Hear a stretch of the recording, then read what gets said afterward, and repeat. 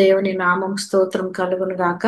మరి ఒకసారి దేవుడు మనలందరినీ ఈ రీతిగా ఆయన సన్నిధిలో కృపను బట్టి దేవునికి వందనాలు, కృతజ్ఞతాస్తుతులు చెల్లిస్తూ ఉన్నాను. జాయిన్ అయిన మీ అందరికి కూడా ప్రత్యేక వందనాలు తెలియజేస్తున్నాను. Thank you so much for joining. మనం స్టార్ట్ చేద్దాము. I will hand over this meeting to sister glory Reynolds. Hallelujah, hallelujah. Thank you, Lord. Thank you, Jesus. Thank you, power. Hallelujah. దేవుని పరిశుద్ధ నామమునకు స్తోత్రం కలుగును గాక. పరిశుద్ధాత్మ దేవుడు మన మధ్యలో ఉండి ప్రతి ప్రార్థన విజ్ఞాపన ఆలకించి ఉన్నాడని నమ్ముతూ విశ్వసిస్తున్నాను. చేరి వచ్చిన మీ అందరినీ కూడా ప్రత్యేకమైన ఆహ్వాన్ని తెలియజేస్తున్నాను. End time revival holy spirit ministries కి ప్రత్యేకంగా మిమ్మల్ని ఆహ్వానిస్తున్నాము. ఇంతవరకు విజ్ఞాపన ప్రార్థనలు చేసిన వారందరినీ కూడా అభినందిస్తున్నాను.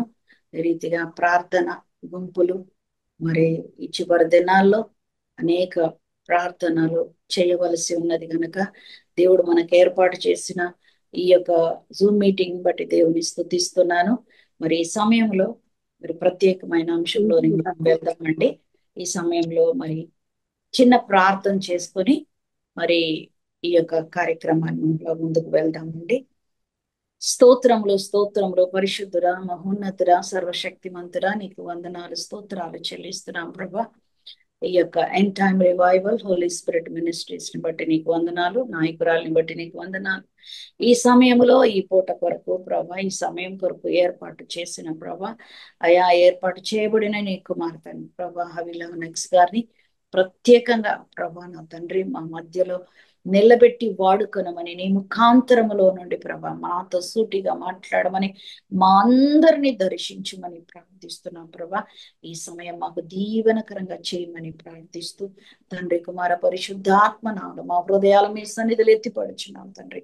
నీ వైపు చూస్తుండగా సూటిగా మాతో మాట్లాడమని ఈ ప్రత్యేకమైన సమయంలో ప్రభా నా తండ్రి మమ్మల్ని జ్ఞాపకం చేసుకున్నందుకు వందనాలు స్తోత్రాలు చెల్లిస్తూ ఈ సమయాన్ని మీ సన్నిధిలో అప్పగించుకుంటూ యేసు నామమున ప్రార్థిస్తున్నాం తండ్రి. ఆమేన్ ఆమేన్. ఈ సమయంలో ప్రైజ్ అండ్ వర్షిప్ సిస్టర్ హవిలా గారు మన మధ్యలో ఉన్నారు. సిస్టర్ ఆనెక్స్ గారు అగ్ని జ్వాల మినిస్ట్రీస్ నిజామాబాద్ నుండి సిస్టర్ గారు మన మధ్యలో ఉండడం చాలా సంతోషం. సిస్టర్ గారు కూడా ఎంతో బలమైన పరిచర్య చేస్తున్నారు. అంతటా దేవుడు వాడుకుంటున్న విధానాన్ని బట్టి దేవుని స్తుతిస్తున్నాను. ఈ సమయంలో ప్రత్యేకంగా సిస్టర్ గారిని ఆహ్వానిస్తున్నాను. ఓవర్ టు సిస్టర్ హవిలా నెక్స్ గారు. హల్లెలూయా. ప్రభు అయిన యేసుక్రీస్తు పేరిట ఈ జూమ్ మీటింగ్లో పాలు పొందినటువంటి ప్రతి వారికి నా యొక్క శుభాభివందనములు తెలియజేస్తున్నాను.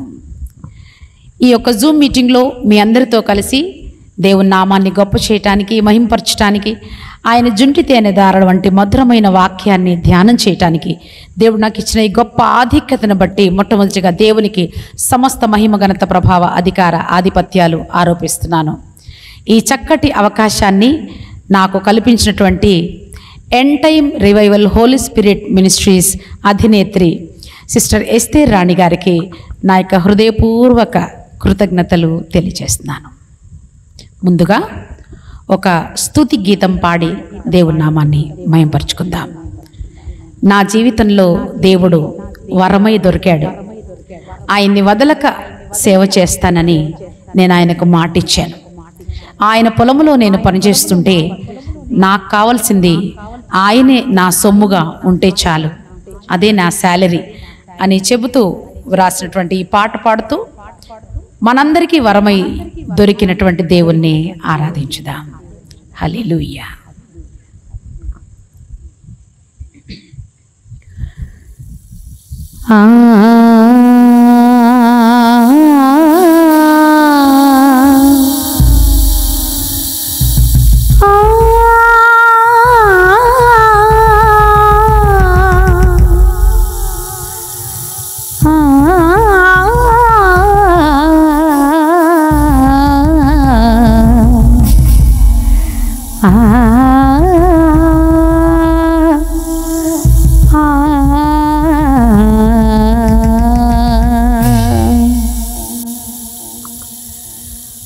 వరమై దొరికిన నా యేసుదేవా వదలక చేసేద నీ దివ్య సేవ వరమై దొరికిన నా యేసుదేవా వదలక చేసేద నీ దివ్య సేవ నడిపించినావా నా జీవనావా నడిపించినావా నా జీవనావా నడి సంద్ర కిరటాలు దాటించి నీ మధుర త్రోవ అతి మధుర సేవ వరమై దొరికిన నా యేసుదేవా వదలక చేసేద నీ దివ్య సేవ వరమై దొరికిన నా యేసుదేవా వదలక చేసేద నీ దివ్య సేవ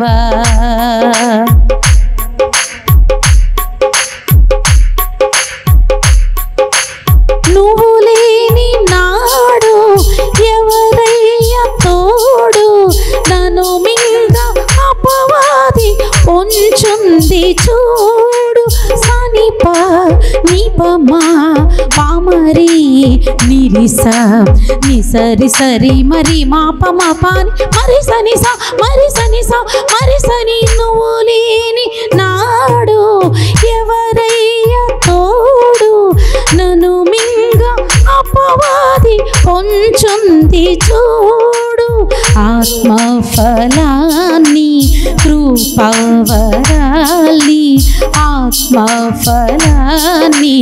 కృపావరాల్ని ఆత్మ ద్వారా కార్యాల్ని ఆత్మ ద్వారా కార్యాల్ని జరిగించి నీ పిలుపు తెలుపు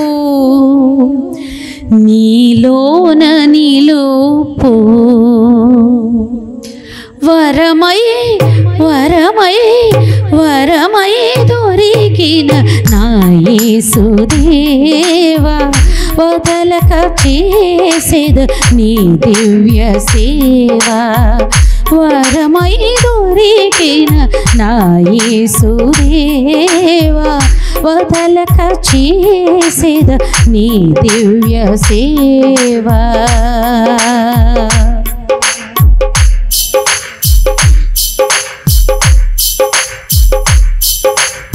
కన్నీళ్లతో విత్తి కోతెంతో కోస్తూ కడబూర కోసం నన్ను కాచుకోని సనిప నిపమా పామరి నిరిస నిసరి సరి మరి మాప మాపాని మరి సని సా మరి సని సా మరి సని కన్నీళ్లతో విత్తి కోతెంతో కోస్తూ కడపూర కోసం నన్ను కాచుకోని నీ పొలములోన నే దాసి కానా నీ పొలములోన నే దాసి కానా నమ్మకముగా నీకై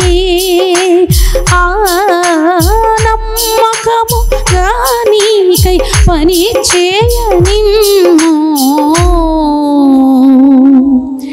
నీవే నా సొమ్ము వరమై వరమై వరమై దొరికిన నా యేసుదేవా వదలక చేసేద నీ దివ్య సేవ వరమై దొరికిన నా యేసుదేవా వదలక చేసేద నీ దివ్య సేవ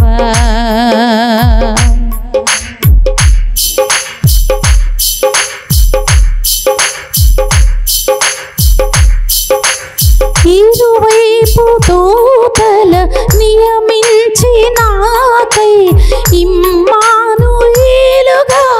ఎల్లప్పుడూ తోడై ఇరువైపు దూతల నియమించి నాకై ఇమ్మానుయేలుగా ఎల్లప్పుడూ తోడై ఇమ్మహిని నీవు కాలిడిన దాకా, ఇమ్మహిని నీవు కాలిడిన దాకా, ఈ రీతి నా బ్రతుకు,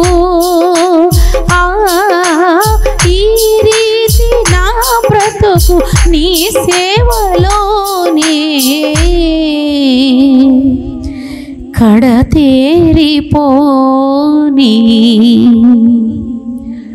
వరమై వరమై వరమై దొరికిన నా యేసుదేవా, వదలక చేసేద నీ దివ్య సేవ, వరమై దొరికిన నా యేసుదేవా, వదలక చేసేద నీ దివ్య సేవ, నడిపించినావా నా జీవనావా, నడిపించినావా నా జీవనావా, నడి సంద్ర కిరటాలు దాటించి నీ మధుర త్రోవ, అతి మధుర సేవ, వరమై దొరికిన నా యేసుదేవా, వదలక చేసేద నీ దివ్య సేవ,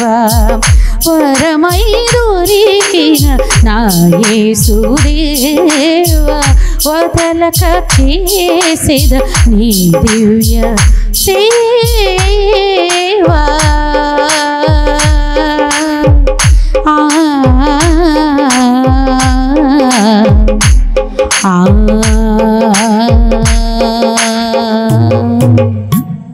హల్లెలూయా, హల్లెలూయా. మరి ఒక పాట పాడుకుందాం. క్రైస్తవ జీవితం మండుచున్న పొదవలే, మండుతూ ఉంటేనే ప్రభువుకు మహిమ. శ్రమలైన వేదనలైన అగ్నిగుండమైన మన భక్తి చల్లారిపోకుండా మన జీవితంలో చివరి శ్వాస వరకు దేవుని కొరకు మండుచు ప్రకాశిస్తున్న దీపాల్లాగా మన జీవితాలు ఉండునుగాక. ఒక్కొక్క తరములో ఒక్కొక్క భక్తుడు ఎలాగూ దేవుని కొరకు మండారు మనం పరిశుద్ధ లేఖనాల్లో ధ్యానం చేసాం చాలాసార్లు. అయితే వారు మండారని వ్రాయించింది మనం మండటానికి. ఈ తరములో నీవు నేను కూడా దేవుని కొరకు మండగలిగితే ఆరిపోకుండా మన ద్వారా ఈ తరములో అనేకులు మండించబడతారు. అలాంటి క్రైస్తవ జీవితం మనందరికీ కలుగునుగాక. మండటం అంటే ఆర్భాటాలు కేకలు వేయటం కాదు. మండటం అంటే సాత్వికంతో, మహాశ్రమల్లో కూడా సహనంతో, అందరూ తిరుగుబాటు చేస్తున్న, అవమానిస్తున్న, నిందలు అపనిందలు కలిగిన వాటన్నిటినీ సహిస్తూ అందరినీ క్షమిస్తూ ఉండడమే నిజమైన మంట.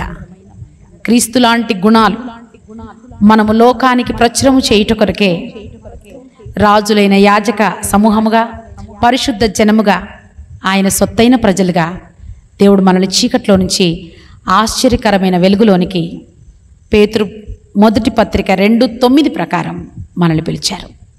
మండుతూ ఉండే జీవితాలు మనకు కలుగునుగాక. హల్లెలూయా. క్రైస్తవ జీవితం మండుచున్న పొదవలే, మండుతూ ఉంటేనే ప్రభువుకు మహిమా.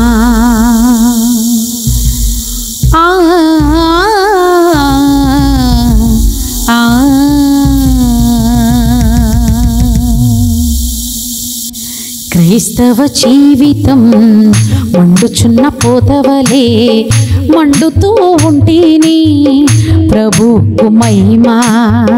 క్రైస్తవ జీవితం మండుచున్న పొదవలే, మండుతూ ఉంటేనే ప్రభువుకు మహిమా.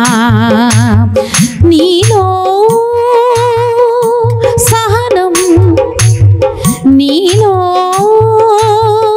క్షమాగుణం, విశ్వాసం, నిరీక్షణ, ప్రేమ కలిగొండు అనుదినం. క్రైస్తవ జీవితం మండుచున్న పొదవలే మండుతూ ఉంటేనే ప్రభువుకు మహిమ. క్రైస్తవ జీవితం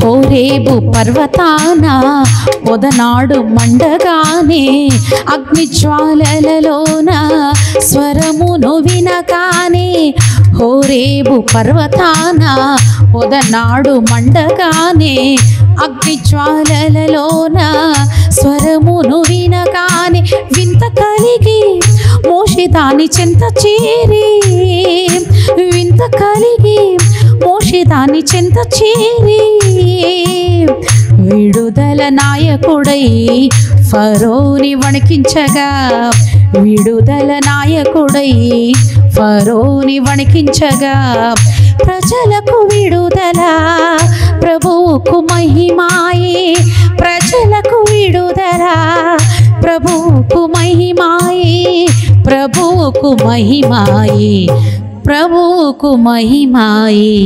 క్రైస్తవ జీవితం మండుచున్న పొదవలే మండుతూ ఉంటేనే ప్రభువుకు మహిమ. క్రైస్తవ జీవితం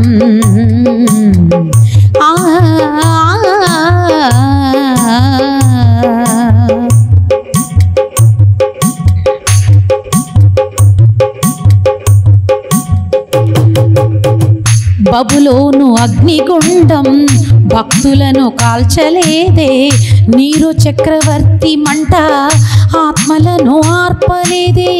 బబులోను అగ్నిగుండం భక్తులను కాల్చలేదే, నీరు చక్రవర్తి మంట ఆత్మలను ఆర్పలేదే. వింత కలిగి రాజ్యాలన్నీ ప్రభునిరిగి, వింత కలిగి రాజ్యాలన్నీ ప్రభునిరిగి,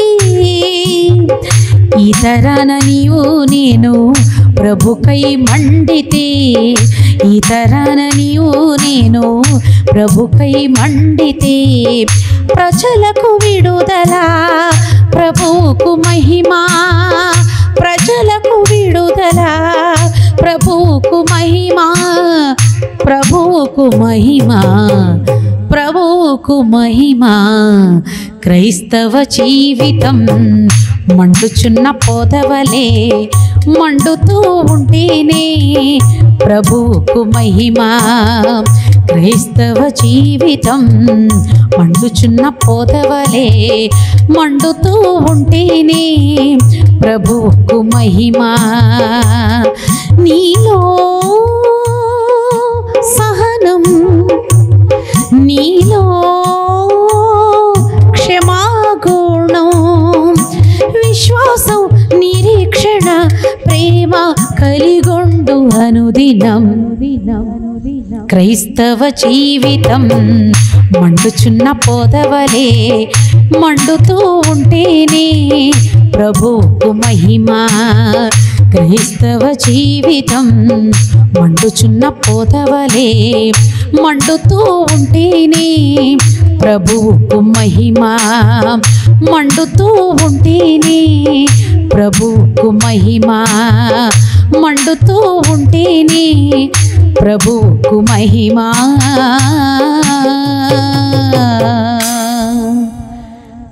హల్లెలూయా,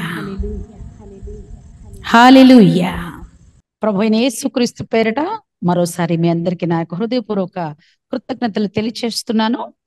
ఒక క్షణం కళ్ళు మూసుకొని ప్రార్థన చేసుకుందాం. తండ్రి నీకు మహిమ. రబ్బుని దిగిరండి, మాతో ముచ్చటించండి. మీరు మాట్లాడినప్పుడు మా హృదయం తెరవబడి నిశ్చయంగా మేము ఏ ఏ విషయాల్లో మచ్చ, కలంకము, డాగు, ముడత అట్టివి కలిగి ఉన్నామో అన్నిటి విషయంలో ప్రభువా మేము వాక్యముని ఉదక స్నానము చేత పవిత్రపరచబడి పరిశుద్ధపరచబడి సంపూర్ణతలోనికి, కేవల మహిమగల పెండ్లి కుమార్తె స్వరూపంలోనికి, స్వభావంలోనికి వచ్చే కృప మీ వాక్యము ద్వారా కలుగుతుంది. కనుక రబ్బుని కూడా దిగిరండి. మా అందరిని మీ చేతులకు అప్పగించుకొనిచున్నాం. మా మధ్యలో సంచరించండి, మాతో ముచ్చటించండి. యేసుక్రీస్తు అతి శ్రేష్టమైన నామమున అడిగి వేడుకొనిచున్నాను తండ్రి, ఆమేన్. ఆమేన్. నేటి వాక్య ధ్యానం కొరకు పరిశుద్ధాత్ముడు నా హృదయం ఉన్నటువంటి అంశం, నకిషీ పనిలోనే దీపవృక్ష స్వరూపం.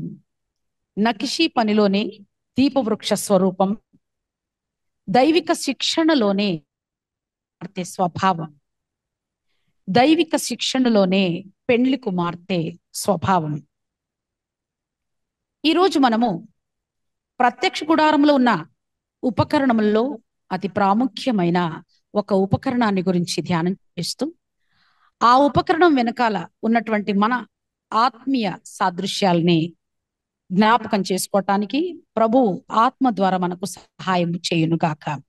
నిర్గమకాండం 25వ అధ్యాయం 31వ వచనంలో దేవుని యొక్క వాక్యం, నీవు మేలిమి బంగారముతో దీపవృక్షమును చేయవలెను, నకిషీ పనిగా దాన్ని చేయవలెను, దాని కలశములు, దాని మొగ్గలు, దాని పువ్వులు దానితో ఏకాండమై ఉండవలెను. అలాగే నిర్గమ 25:39లో 40 వీసెల మేలిమి బంగారముతో దానిని చేయవలెను అని వ్రాయబడి ఉన్నది. ప్రత్యక్ష గుడారంలో దేవుడు ప్రత్యక్షమగును గనక దానికి ప్రత్యక్ష గుడారం అని పేరు పెట్టమని ప్రభు చెప్పారు, మోషే పెట్టారు. ఆ ప్రత్యక్ష గుడారంలో మనందరికీ తెలిసినట్లుగా ఆవరణము, పరిశుద్ధ స్థలము, అతి పరిశుద్ధ స్థలం ఉన్నది. అయితే ఆవరణము తర్వాత పరిశుద్ధ స్థలము. ఈ పరిశుద్ధ స్థలము అటు ఇటు, అటు అతి పరిశుద్ధ స్థలానికి ఒక తెర, అలాగే ఆవరణం అయిపోగానే ఒక తెర, 2 తెరల మధ్య ఉన్నటువంటి ఈ స్థలాన్ని పరిశుద్ధ స్థలం అంటాం. ఈ పరిశుద్ధ స్థలంలో ఉండే ఉపకరణములు, కుడివైపు చూస్తే సముఖపు రొట్టెల బల్ల, ఎడమవైపు చూస్తే దీపవృక్షం, ఎదురుగా చూస్తే ఆ అతి పరిశుద్ధ స్థలానికి ముందుగా ధూప వేదిక ఉంటుంది. సరే, ఇప్పుడు ఈ పరిశుద్ధ స్థలానికి వెలుగిచ్చే ఏకైక ఉపకరణమే దీపవృక్షం. దీపవృక్షం లేకపోతే పరిశుద్ధ స్థలములో వెలుగే ఉండదు. ఈ దీపవృక్షం సాక్షి సమూహంలో ఉన్నటువంటి ఒక్కొక్క విశ్వాసి జీవితానికి సాదృశ్యం.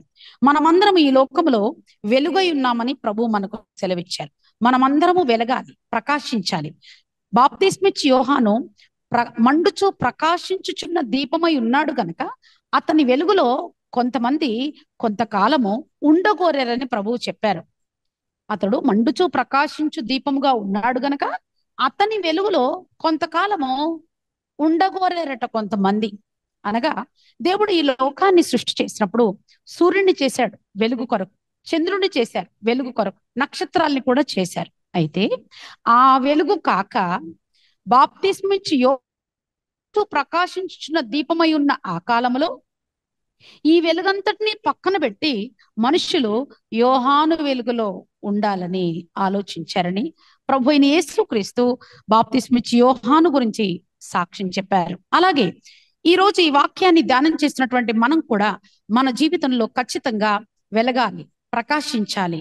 మన వెలుగులో లోకము దేవుణ్ణి చూడాలి. మనలో పెండ్లి కుమార్తె స్వరూపము, స్వభావము కలుగుట కొరకే దేవుడు నకిషీ పని అనే ఆ దీపవృక్ష తయారీలో నకిషీ పని అనే ఆ పని గురించి ఈ రోజు దేవుడు మనతో మాట్లాడుతున్నాడు. ఈ దీపవృక్షం ఏకాండముగా ఉండాలి.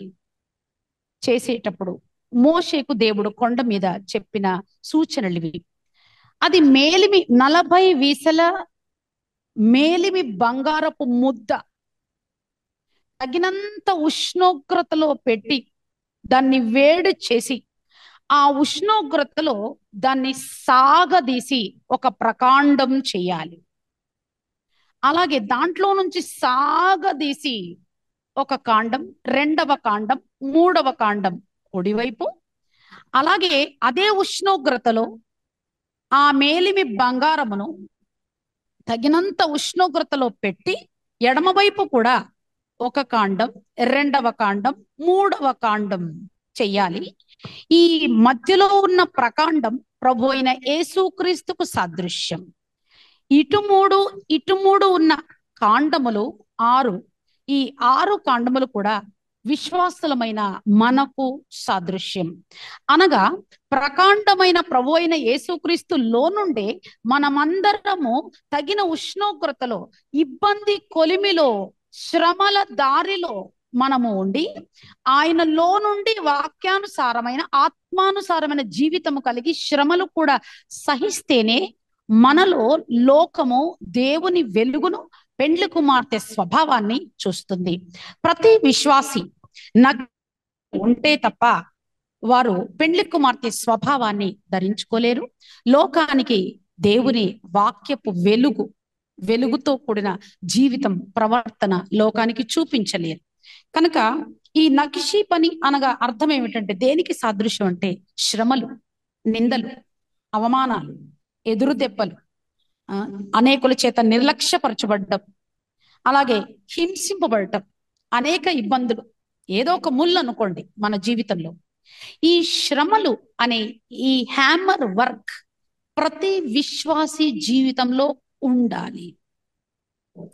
మనము అనేక శ్రమలను పొంది దేవుని రాజ్యం చేరాలి అని పౌలు గారు అపోస్తుల కార్యంలో 14వ అధ్యాయంలో చెప్తారు. క్రైస్తవ జీవితం, శ్రమలు లేని క్రైస్తవ జీవితమే కాదు. యేసుక్రీస్తు కోరుకున్న పెండ్లి కుమార్తె స్వభావము మన అంతరంగంలో సృష్టింపబడాలి అంటే మనందరికీ శ్రమలు అవసరం. బాప్తిస్మములు 3 రకములు. ఒకటి నీటి బ్యాప్టిజం, మనందరికీ తెలుసు.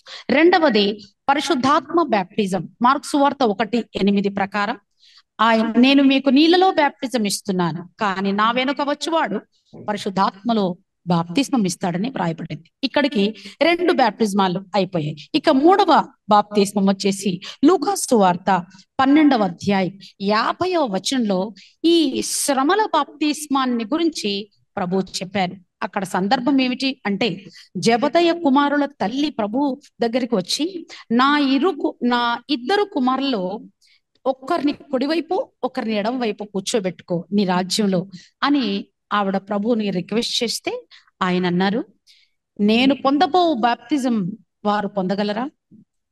నేను తాగబోయే గిన్నె వారు తాగగలరా అని అంటే, వారు తెలిసి తెలియక మేము తాగగలము అన్నారు.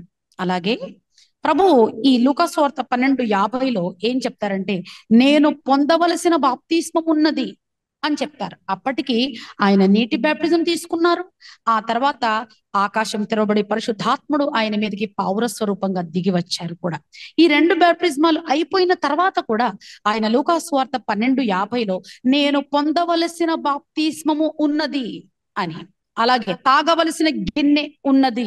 ఏమిటా గిన్నె? మత్తయి సువార్త 26వ అధ్యాయం 39వ వచనంలో, తండ్రి నీ చిత్తమైతే ఈ గిన్నె నా ఎదురు నుండి తొలగించు అని ప్రార్థన చేశారు. లూకాసు సువార్త 20వ అధ్యాయంలో ఒక్క దేవదూత దిగి వచ్చి ఆయనను బలపరిచింది అనే దేవుని వాక్యం.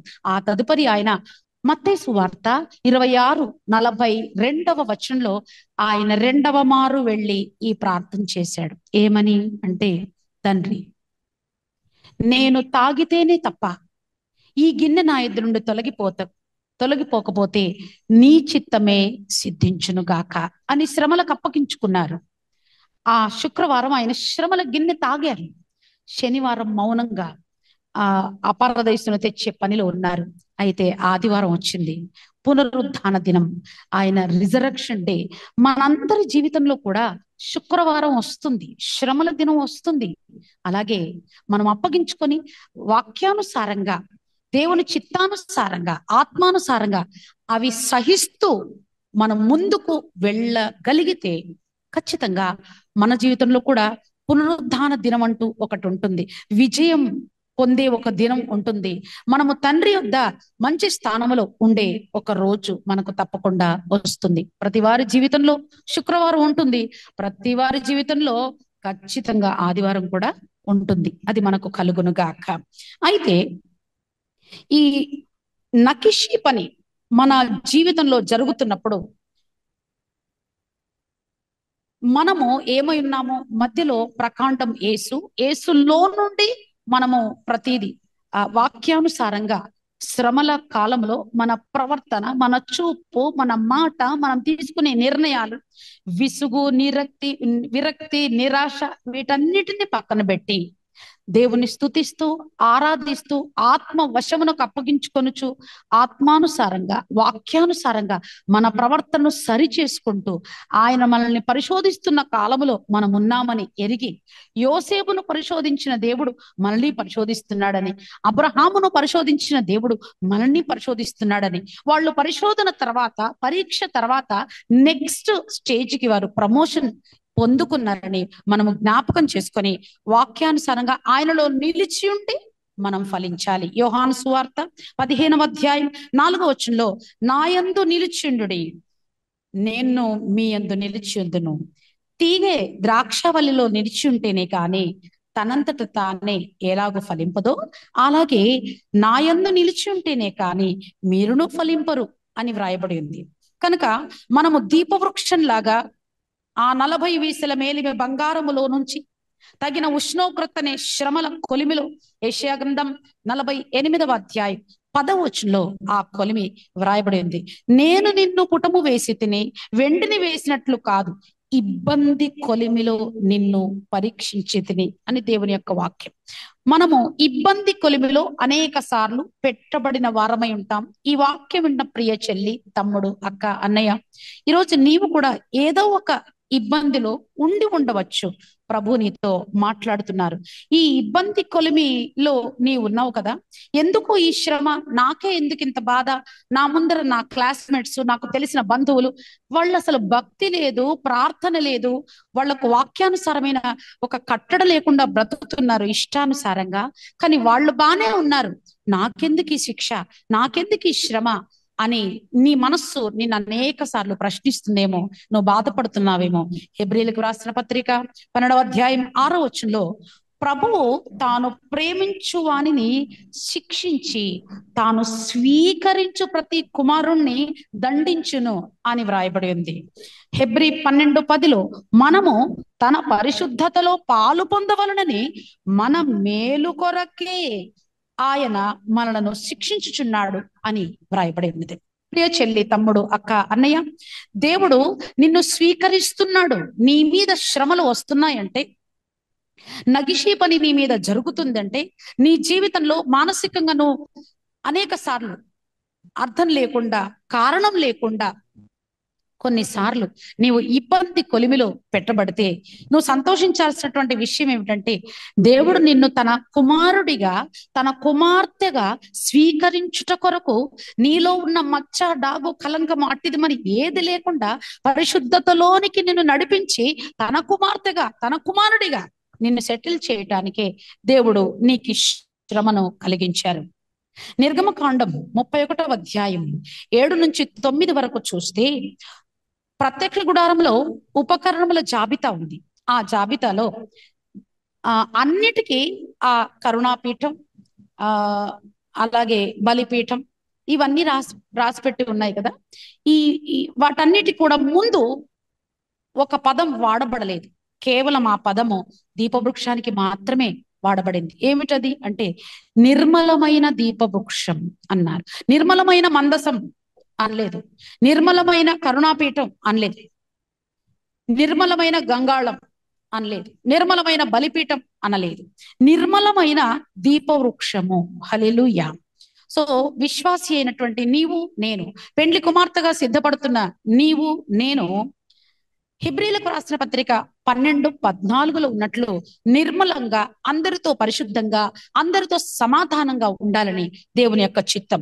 నీవు నేను దీపవృక్షంలాగా వెలిగివ్వాలంటే, మన ప్రవర్తన లోకానికి ఒక వెలుగును ఇవ్వాలి అంటే ఉండవలసినటువంటి లక్షణం ఏమిటంటే, హెబ్రీ 12:14లో, అందరితో సమాధానమును పరిశుద్ధతయు కలిగినటకు ప్రయత్నించుడి, పరిశుద్ధత లేకుండా ఎవడనూ ప్రభువును చూడడు అని వ్రాయబడి ఉంది.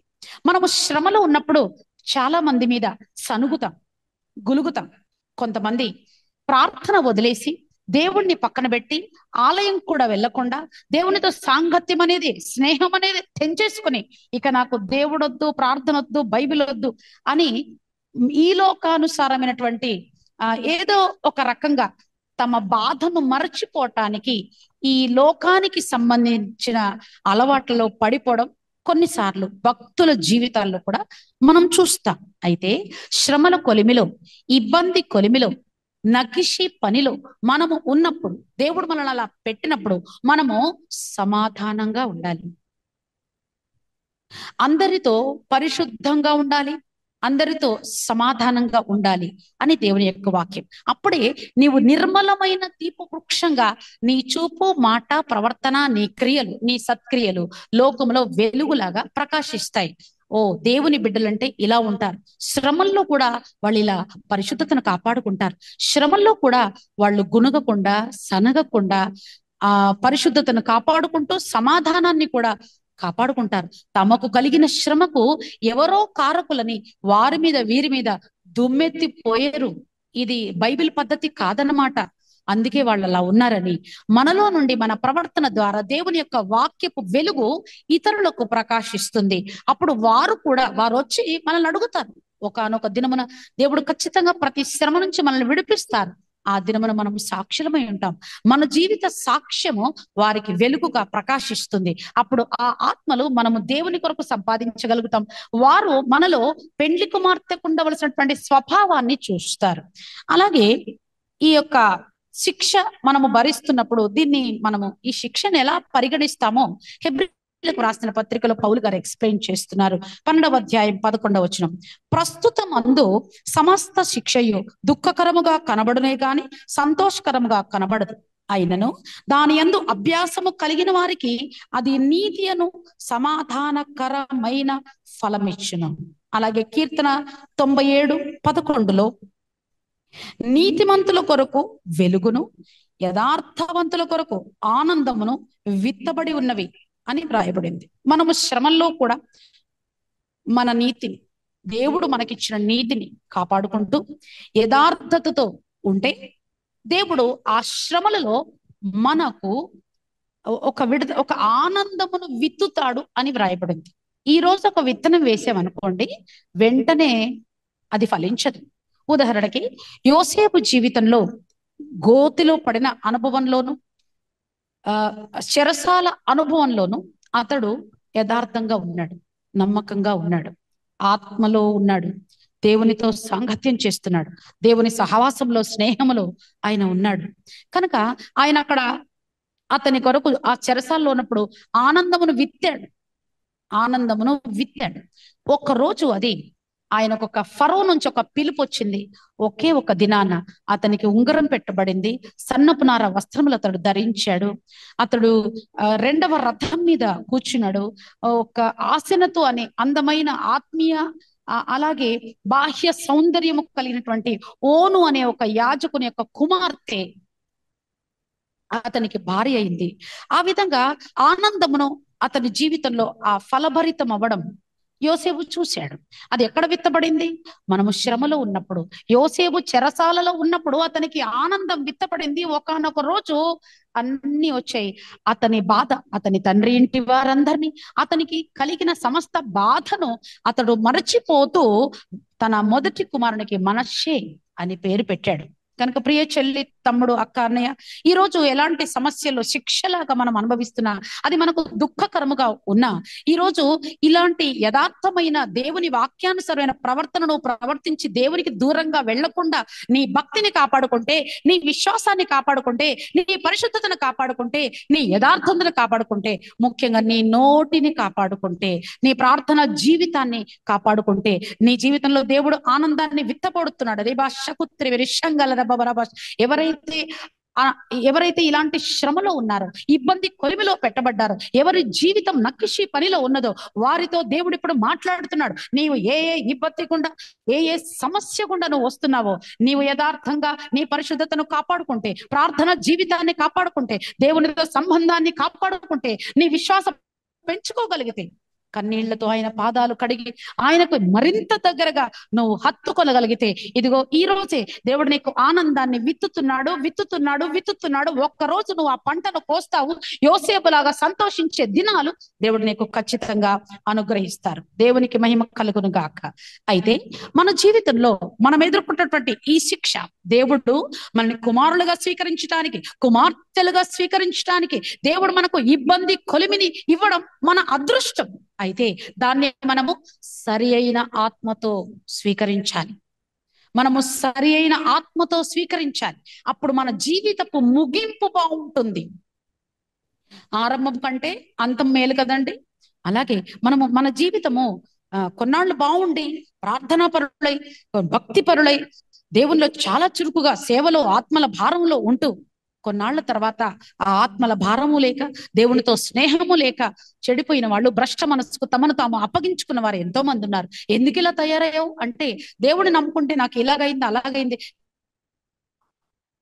అందుకే ఇక దేవుడు భక్తి ప్రార్థన వద్దు అని నేను పక్కన పెట్టేశాను అని చాలా మంది చెప్తారు. కనుక ఈ రోజు నేను మరి నేర్చుకోవలసినటువంటి అంశం ఏమిటంటే, శిక్షను దేవుడు ఇచ్చే ఇబ్బంది కొలిమిని మనము సరి అయిన ఆత్మతో స్వీకరించాలి. ఆ శ్రమలో దేవునిలో నిలబడాలి. ఉదాహరణకి దావీదున్నాడు. సమూయేలు 2వ గ్రంథం 12వ అధ్యాయం 7 నుంచి 15 వరకు చూస్తే, దావీదు బెత్షెబతో పాపం చేశాడు. నాతాను ప్రవక్త వచ్చి గద్దించాడు. అప్పుడు సమూయేలు 2వ గ్రంథం 12-13లో అయ్యో నేను పాపం చేశాను అని ఆయన ఒప్పుకున్నారు. 51వ కీర్తన రాస్తూ పాపపు ఒప్పుకోలు ప్రార్థనంతా ఆయన చేశారు. ఆ రోజు నుంచి అతని జీవితంలో శ్రమలు కలిగాయి. కాన్సిక్వెన్సెస్ ఆఫ్ ది సిన్ ఆయన అనుభవించాల్సిన పరిస్థితి ఏర్పడింది. నేను పాపం చేశాను అని దావీదు అన్నప్పుడు నాతాన్ అన్నాడు, దేవుడు నిన్ను క్షమించాడు, అందుకే నువ్వు బ్రతికున్నావు. అయితే ఇది మొదలుకొని నీ కుటుంబంలో యుద్ధాలు జరుగుతాయి అని చెప్పారు. అప్పుడే ఆ కుమారుడు జబ్బుపడి 7 రోజులు ఉపవాసం చేసిన దేవుడు తను నిర్ణయించింది చేసేసాడు. పాపానికి ప్రాయశ్చిత్తం ఉంది, అందుకే భయపడాలి. పాపానికి ప్రాయశ్చిత్తం ఉంది. భక్తులందరికీ పాపానికి ప్రాయశ్చిత్తం ఈ లోకంలోనే జరుగుతుంది. భక్తులందరికీ భక్తిహీనుల అభివృద్ధి చూశాడట యోసేపు. భక్తిని మానేద్దాం అనుకున్నాడట కాసేపు. ఆసాపు అనే భక్తుడు భక్తిహీనుల అభివృద్ధి చూశాడట. నేను పవిత్రంగా ఉండడం వేస్ట్ అయిపోయింది అనుకొని భక్తిని వదిలిపెట్టాలనుకున్నాడట కాసేపు. అయితే దేవుడు చెప్పాడట, నిశ్చయముగా వాడు కాలు జారు చోటనే ఉన్నాడు అని. అయితే నేను పాపము చేసి తిని అని దావీదు ఒప్పుకున్న తర్వాత దేవుడు నిన్ను క్షమించాడు గనక నువ్వు ఇంకా బ్రతుకుతున్నావు అంటే, మనం బతికుండడం కూడా దేవుని క్షమాపణలో ఒక భాగం. సరే, అయితే పాపానికి ప్రాయశ్చిత్తం ఉంది. కాన్సిక్వెన్సెస్ ఆఫ్ ది సిన్ మనం భరించాలి, అది తప్పదు.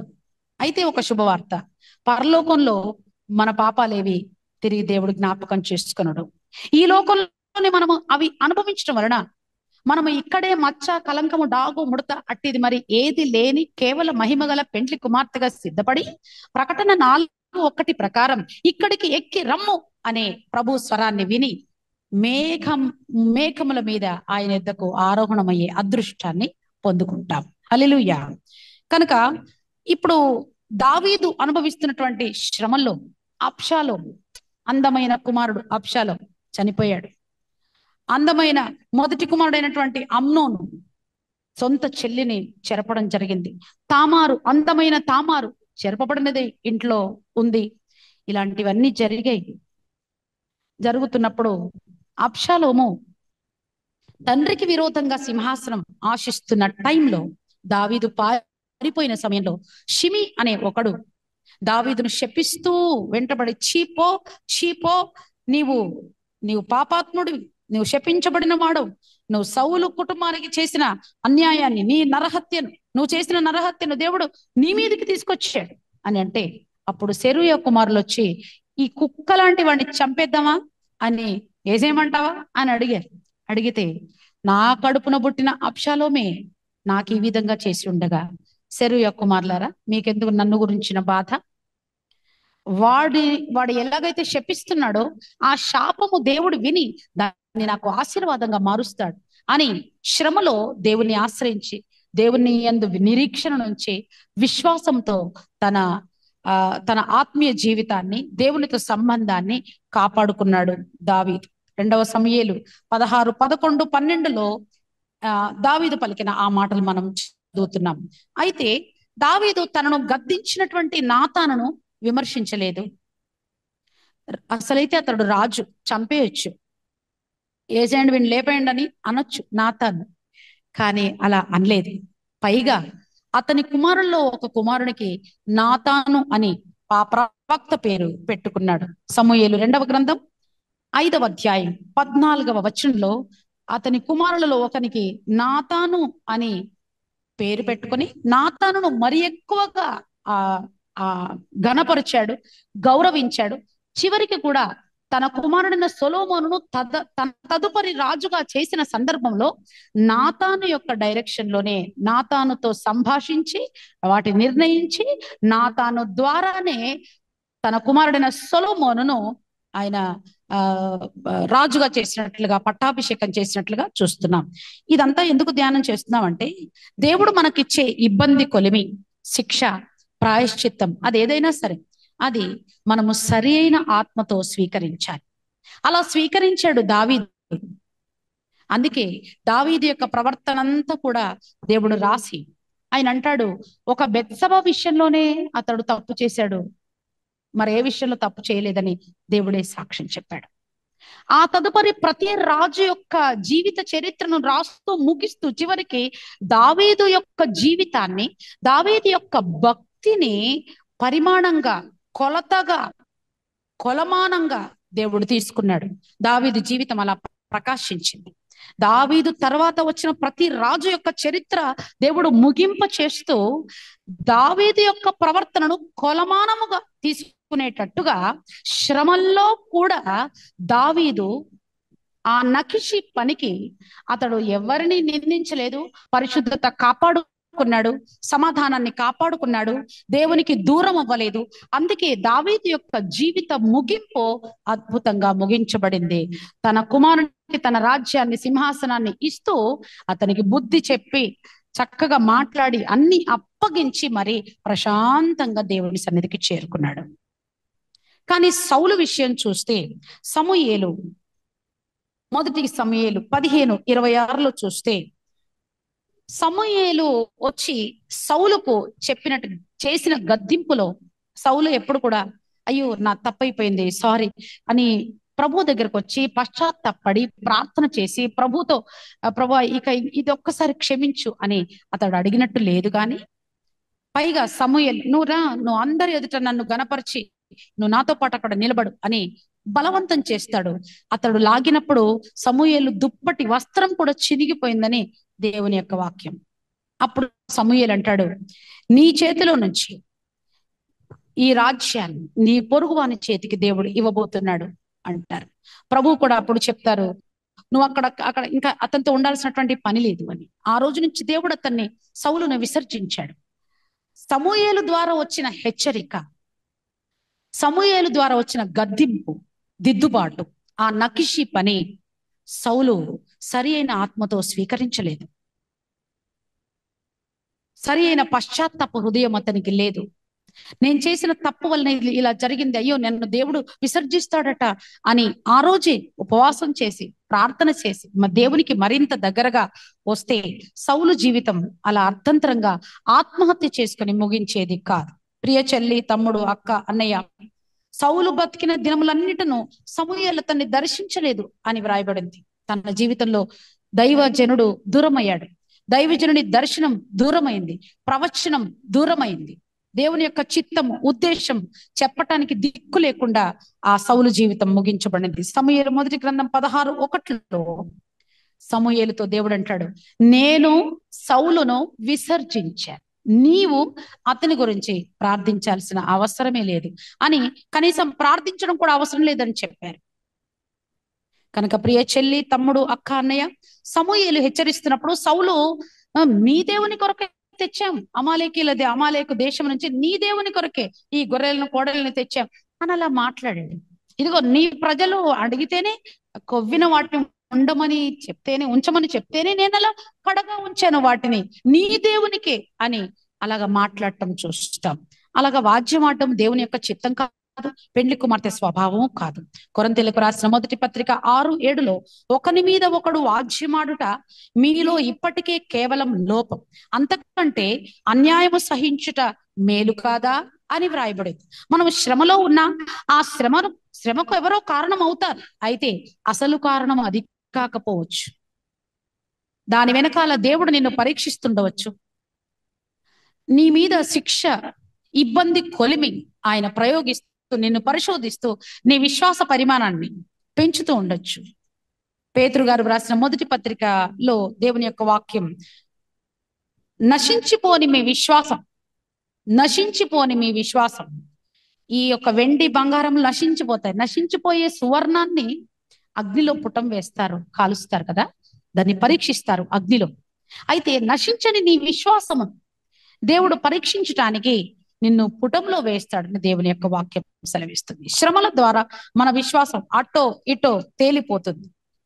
కనుక శ్రమలలో ఉన్నప్పుడు దేవుడు మనల్ని పరిశోధిస్తాడని జ్ఞాపకం చేసుకోవాలి. యోసేపు శ్రమలో ఉన్నాడు. 105వ కీర్తనలో దేవుని యొక్క వాక్యం సెలవిస్తుంది, అతడు చెరసాల్లో ఉన్నాడు, సంకెళ్ళు అతన్ని బాధించెను, అయితే అతడు చెప్పినది నెరవేరు వరకు యెహోవా అతన్ని పరిశోధించుచుండెను అని దేవుని యొక్క వాక్యం సెలవిస్తుంది. సరే, ఈ విధంగా మరి దేవుడు కొన్నిసార్లు మనం తప్పు చేసినప్పుడు, దావీదు తప్పు చేస్తే నాతాను ద్వారా హెచ్చరించాడు, గద్దించాడు. ఇబ్బంది, అందరి ముందు అలా తప్పు బయట చెప్తే ఏం బాగుంటుంది చెప్పండి? ఆ బతుకంతా అలా శ్రమలు అనుభవిస్తుంటే, ప్రాయశ్చిత్తాలు అనుభవిస్తుంటే ఎంత ఇబ్బంది. అయితే అలా నాతాను ప్రవక్త ద్వారా దేవుడు అతన్ని గద్దించాడు, ఆ ఇబ్బంది కొలిమిలో పెట్టాడు. అలాగే మరి మన జీవితంలో కూడా సౌలు జీవితంలో సమూయేలు ద్వారా గద్దించాడు. మన జీవితంలో కూడా మనల్ని ఎవరు గద్దిస్తారు? మనకు ఆ శిక్ష ఎలా వస్తుంది? దేవుడు ఎవరి ద్వారా అసలు ఒక్కొక్క విశ్వాసిని గద్దిస్తాడు, శిక్షిస్తాడు అంటే, నంబర్ 1 అందరికీ తెలిసిన విషయం, దైవజనుల ద్వారా, వాక్యము ద్వారా. రెండోది ప్రవక్తల ద్వారా. ఆ తర్వాత కొన్నిసార్లు అత్యల్పులైనటువంటి వారి ద్వారా కూడా ఇబ్బంది కొలిమిలో దేవుడు మనల్ని పెడతాడు. ఉదాహరణకి షిమి, దావీదు మహారాజు. ఆ రాజుగారిని ఈ షిమి అనేవాడు ఎలా మాట్లాడాడో మీకు అందరికీ తెలుసు. మనం ఇప్పుడు అది ధ్యానం చేయటానికి మనకు సమయం లేదు. సో అత్యల్పుల ద్వారా కుక్క వంటి వాడు అని ఆయన గురించి సంబోధించబడింది. కనుక అతని ద్వారా దేవుడు, అత్యల్పుడైనటువంటి వాని ద్వారా దావీదుడు దేవుడు ఇబ్బంది కొలిమిలో పెట్టాడు. అయితే ఆయన సహించాడు, సమాధానంగా ఉన్నాడు, పరిశుద్ధత కాపాడుకున్నాడు, వాద్యమాడలేదు, అతన్ని గద్దించలేదు, నన్ను ఇంత మాట అంటావా అని అనలేదు. మనం కూడా అనడం ఎందుకు? మన ప్రభువు కూడా తన జీవితంలో ఆ చేదైన గిన్నె తాగుతున్నప్పుడు ఆయన నోరు తెరిచి తన కష్టానికి ఎవరు కారణం అవని ఆయన ఎప్పుడు బాధపడినట్టుగా లేదు, నోరు తెరిచినట్టుగా లేదు. అన్యాయ తీర్పునకు నోరు తెరువడాయే, అవమానముల పొంద మోము దాచడాయే. అన్యాయ తీర్పునకు నోరు తెరువడాయే, అవమానముల పొంద మోము దాచడాయే. నలిగిన మేనుపై బాకుబల్లె మోలాయే, నలిగిన మేనుపై బాకుబల్లె మోలాయే. పరలోక సూతునికి సిలువ శ్రమలాయే, పరలోక సూతునికి సిలువ శ్రమలాయే. నరరూపధారునికి ఈ విధి విలువాయే, ఈ విధి విలువాయే. పరలోక సూతునికి సిలువ శ్రమలాయే. అన్యాయ తీర్పునకు నోరు తెరువడాయే, పొంద మోము దాచడాయే. అన్యాయ తీర్పునకు నోరు తెరువడాయే, అవమాన అవమానముల పొంద మోమోద చడాయి నలిగిన మేనుపై బాకుబల్లె మూలాయే నలిగిన మేనుపై బాకుబల్లె మూలాయే పరలోక సుతునికి సిలువ శ్రమలాయే పరలోక సుతునికి సిలువ శ్రమలాయే నరరూపధారునికి ఈ విధి విలువాయే ఈ విధి విలువ పరలోక సుతునికి సిలువ సిలువ సిలువ శ్రమలాయే. మన శ్రమలు ఉన్నప్పుడు మనము నోరు తెరవడం దేవుని యొక్క చిత్తం కాదు. శిక్షలో మనము నిలబడాలి, నగిషి పనిలో మనం నిలబడాలి. మనకంటే తక్కువ వాళ్ళు కూడా కొన్నిసార్లు మన మీద మాట్లాడతారు, నోటికొచ్చినట్టు సహించాలి. అది దేవుని యొక్క చిత్తం. అప్పుడే మనలో ప్రభునందు ఆనందించుడి, మరలా చెప్పుదును ఆనందించుడి, మీ సహనము సకల జనుల ఎదుట తెలియబడనీయుడి అని దేవుని వాక్యం. ఆనందించుడి ఆనందించుడి, మరలా చెప్పుదును అంటే ఇంకేదైనా కొత్తగా చెప్పారంటే ఏమీ లేదు, ఆనందించుడనే చెప్పారు. దాని పక్కనే దాని కంటిన్యూషన్ ఏమిటంటే మీ సహనము సకల జనుల ఎదుట తెలియబడనీయుడి అని వ్రాయబడింది. ఆనందించండి అని పక్కనే సహనము అనే పద ప్రయోగం ఏమిటి అంటే, ఎంత చెట్టుకు అంత గాలి, చావు లేని వంశం లేదు, మరి పొయ్యి లేని ఇల్లు లేదు, అలాగే కష్టాలు లేని జీవితం కూడా ఉండదు.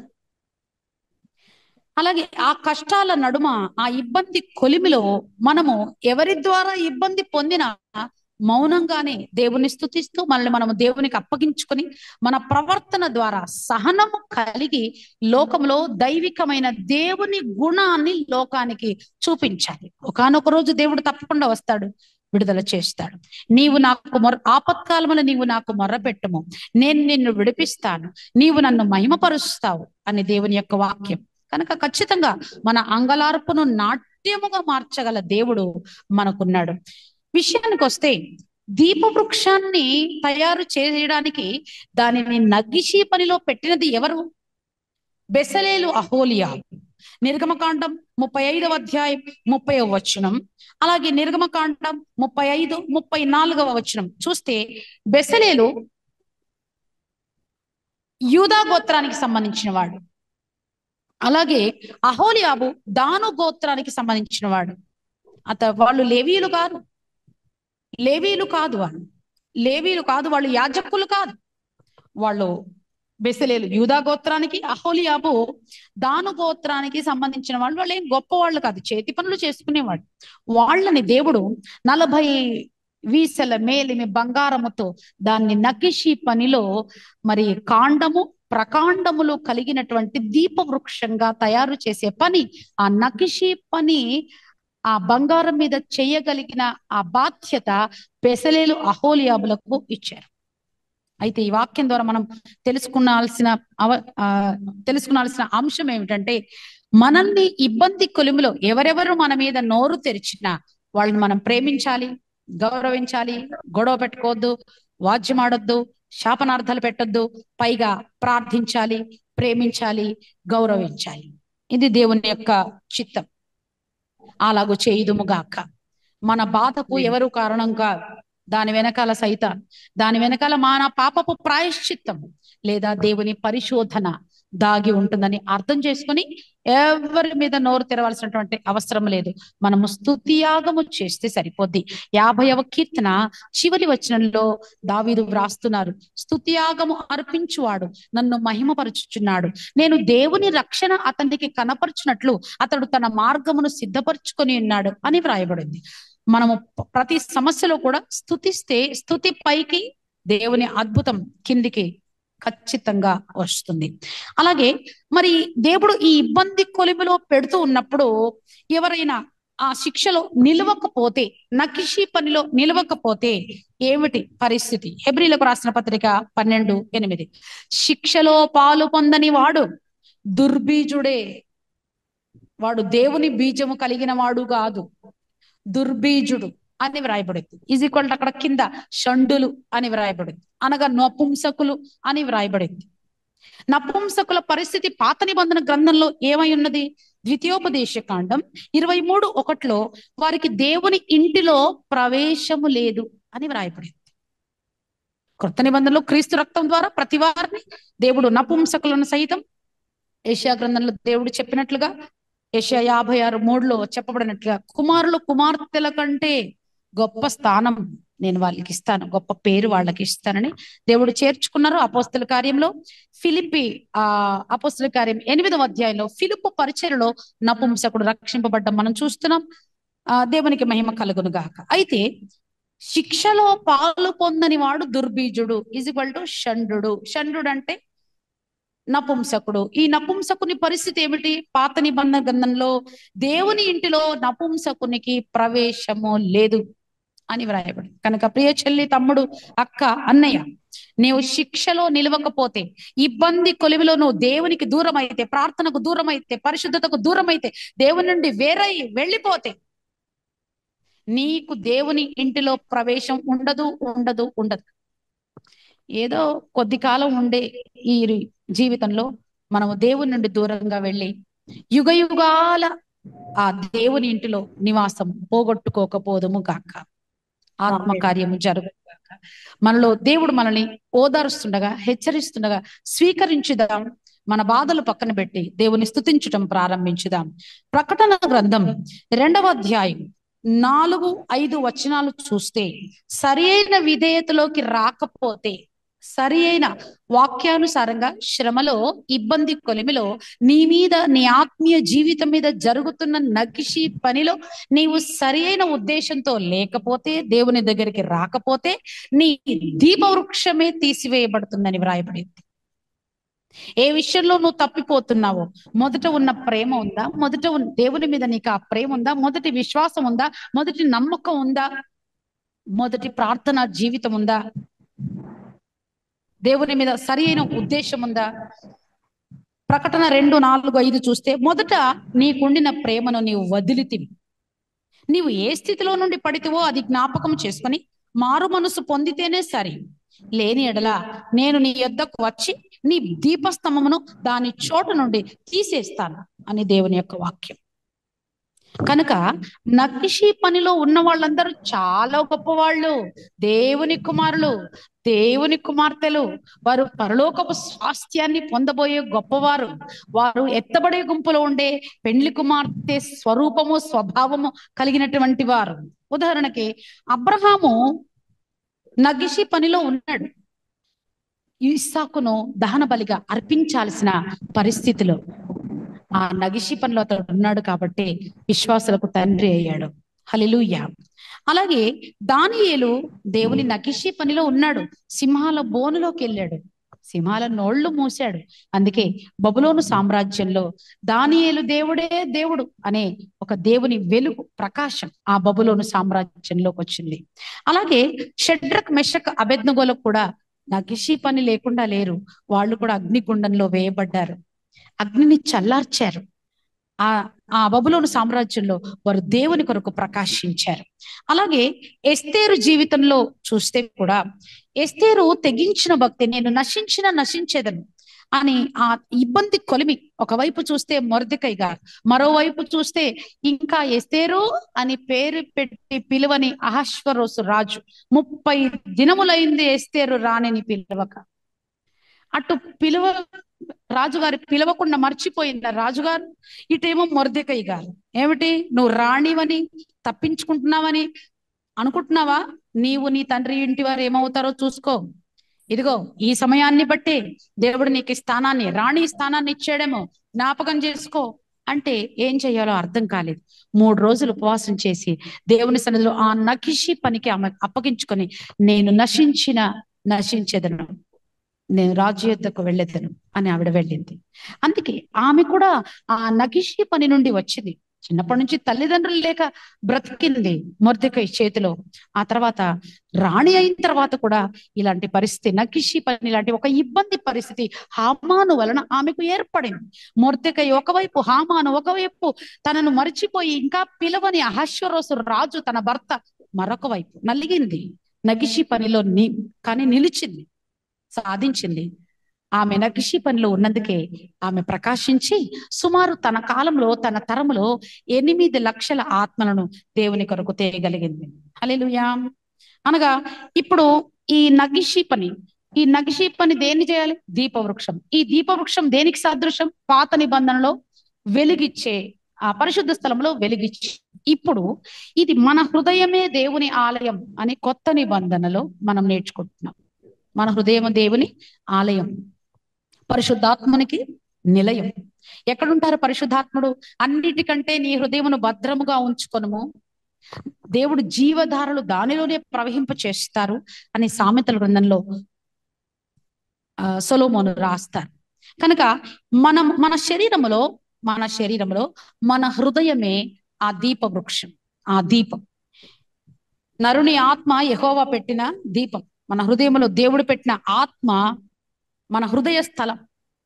మనము దేవునికి దూరం అయితే, ఈ నగిషీ పనిలో దేవునికి దూరం అయితే, పరిశుద్ధ స్థలంలో దీపవృక్షం లేకపోతే ఏముంటుంది? చీకటి ఉంటుంది. పరిశుద్ధ స్థలంలో చీకటి ఉంటే సముఖపు రొట్టెల బల్ల ఎలా కనబడుతుంది? కనబడదు కదా. సముఖపు రొట్టెల బల్లను చూడలేం. అనగా దేవునికి విరోధంగా శ్రమల్లోనూ వెళ్ళిపోతే ప్రభురాత్రి భోజనం తీసుకోలేవు, ఒకటి. ఆ తర్వాత ఎదురుగా ఏముంది? ధూప వేదిక ఉంది. ధూప వేదిక దేనికి సాదృశ్యం? ప్రార్థన విజ్ఞాపనలకు, ఆరాధనకు సాదృశ్యం. అనగా నువ్వు శ్రమల కాలంలో దేవునికి దూరం అయితే, నగిషీ పనిని నువ్వు రిజెక్ట్ చేస్తే, ఈ ఉండలేక నువ్వు బయటకు వచ్చేస్తే నీవు ప్రార్థన కూడా చేయలేవు. ప్రార్థన నీకు అసలు ఒక బోరింగ్ పనిగా ఉంటది, విసుగు పుట్టించే పనిగా ఉంటది. బా, ఏం ప్రార్థన చేస్తానులే అని. కనుక వెలగలేవు. నువ్వు వెలగకపోతే ఇంకెవరిని వెలిగించలేవు. కనుక ఈ శిక్షణలో, ఈ గద్దింపులో ఒక గుడ్ న్యూస్ ఏమిటంటే, దేవుడు నిన్ను తృణీకరించట్లేదు. దేవుడు నిన్ను తృణీకరించట్లేదు. తన కొరకు సిద్ధపరచుకుంటున్నాడు, తన కొరకు పరిశుద్ధపరచుకుంటున్నాడు, తన కొరకు విశ్వాస పరిమాణాన్ని పెంచుతున్నాడు, తన కొరకు నీవు ప్రమోషన్, నీ యొక్క ఆత్మీయ జీవితం పెండ్లి కుమార్తె జీవితంగా మార్చబడ్డానికి దేవుడు ఆశపడుతున్నాడు, మార్చడానికి. కనుక నువ్వు ఎత్తబడే గుంపులో ఉండాలని ఆయన ఆవేదన. ఆయన త్వరగా రాబోతున్నాడు. కనుక సరే, ఇప్పుడు ఇలాగా దేవుడు తృణీకరించట్లేదు కాబట్టి సంతోషించు, ఆనందించు. దేవుడు మనకు తోడుగా ఉంటాడు. ఒక ఇనుప ముక్కను పట్టుకొని దాన్ని ఏదైనా ఒక పరికరంగా చేయాలని ఇనుప ముక్కను కొడతా ఉంటే అది ఎంతకీ వంగకపోతే దాన్ని డస్ట్బిన్ లో వేసేస్తాడంట దాని మీద పని చేసేవాడు. అయితే ఒక భక్తుడు ప్రార్థన చేశాడట, ప్రభువా, నువ్వు నన్ను ఎన్నిసార్లు కొట్టినా పర్వాలేదు, నన్ను ఎన్నిసార్లు కొట్టినా నీ రూపంలోకి రాకుండా నేను ఉన్నప్పుడు నువ్వు నన్ను ఎన్నిసార్లు అయినా కొట్టు, కానీ డస్ట్బిన్ లో వెయ్యకు ప్రభా, నన్ను మలుచుకో, ఎన్నైనా కొట్టు, ఎంతైనా కష్టం ఇవ్వు అని. కనుక ప్రియ చెల్లి, తమ్ముడు, అక్క, అన్నయ్య, మన ప్రభువు నలుగుకొట్టబడ్డాడు. అందుకే మనందరికీ రక్షణ, సర్వలోకానికి రక్షణ వచ్చింది. నీవు నేను నలగొట్టబడితే ఖచ్చితంగా మనకు కూడా, మనము ఇతరులకు మన ఆత్మీయ సాక్ష్యపు వెలుగు ప్రకాశింప చేస్తూ అనేకులను దేవుని వైపు ఆకర్షించగలుగుతాం. ఎత్తబడే గుంపులో వారిని ఉంచగలుగుతాం కదా. అయితే ఒక చిన్న చిట్కా చెప్తాను. శ్రమల్లో ఉన్నప్పుడు కూడా హ్యాపీగా ఉండడానికి ఒక చిన్న చిట్కా ఏమిటంటే ఆత్మపూర్ణత అనేది ఒక ఏమనాలి, అనెస్థేషియా లాంటిది, మత్తు. ఎఫెసీయులకు రాసిన పత్రిక 5వ అధ్యాయంలో పౌలు గారు అంటారు, మీరు మద్యముతో మత్తులై ఉండకుడి, దాంట్లో దుర్వ్యాపారం ఉంది, అయితే ఆత్మపూర్ణులై ఉండుడి అని. అంటే మద్యము తాగితే మత్తు ఎలా వస్తుందో, ఒక వ్యక్తి ఆత్మ అభిషేకముతో నింపబడి ఆత్మ పూర్ణతలో ఉంటే అలాగే మత్తులో ఉంటారని దేవుని యొక్క వాక్యం సెలవిస్తుంది. ఉదాహరణకి అనెస్థేషియా, మత్తు సూది ఇచ్చి పడుకోబెట్టి ఆపరేషన్ చేస్తుంటే కోసినా కుట్లేసినా తెలియదు వాళ్ళకి. అలాగే పౌలు శీలలు న్యాయాధిపతులు వాళ్ళని కొట్టారు, వాళ్ళ వస్త్రాలు తీసేసి చాలా దెబ్బలు కొట్టారు అని వ్రాయబడింది. చాలా దెబ్బలు కొట్టారు, చాలా దెబ్బలు పౌలు శీలను కొట్టారు. కొట్టి చెరసాలలో వేస్తే వాళ్ళు తమ దెబ్బలు చూసుకొని అబ్బా అయ్యా అమ్మ అనాలి కదా, ఏమనలేదు. పౌలు శీలల బంధించి చెరసాలలో వేసిన, పౌలు శీలను బంధించి చెరసాలలో వేసిన, పాటలతో ప్రార్థింపగా చెరసాల బద్దలాయే, పాటలతో ప్రార్థింపగా చెరసాల బద్దలాయే. హల్లెలూయా, హల్లెలూయా. సో ఈ శ్రమల్లో మనం ఆత్మపూర్ణులు అవ్వాలి. ఈ శ్రమల్లో మనం ఉన్నప్పుడు, ఈ నక్షి పనిలో మనం ఉన్నప్పుడు దేవుని ఆత్మ మనకు దగ్గరగా ఉంటుందని అపోస్తలుడైన పేతురు గారు మొదటి పత్రిక 4:14 వ్రాసి ఉంది. మీరు నమ్మకమైన దేవుని ఆత్మకు మీ ఆత్మలకు నమ్మకమైన ఆ దేవునికి మీ ఆత్మల్ని అప్పగించండి అంటారు. మీరు శ్రమలు పొందుతున్నప్పుడు మీకు ఏదో వింత సంభవించిందని అనుకోవద్దు. దేవుని ఆత్మ మీ మీద అల్లాడుతుంది అని దేవుని యొక్క వాక్యం సెలవేస్తుంది. కనుక ప్రియ చెల్లి, తమ్ముడు, అక్క, అన్నయ్య, పరిశుద్ధాత్మ పూర్ణులుగా ఉండడానికి మనల్ని మనం అప్పగించుకుందాం. కొంతమంది వాక్యం వింటారు. మీలో విన్న వాళ్ళందరూ వాక్యం ప్రకారంగా మీ శ్రమల్లో దేవునికి సంతోషంగా ఆత్మపూర్ణతలో ఉండి స్తుతిస్తారని నేను అనుకోవట్లేదు. వాక్యం అందరం వింటాం. కానీ కొంతమంది వాక్యం వింటారు కానీ దానికి అప్పగించుకోరు. వాళ్ళ మనసు మారదు.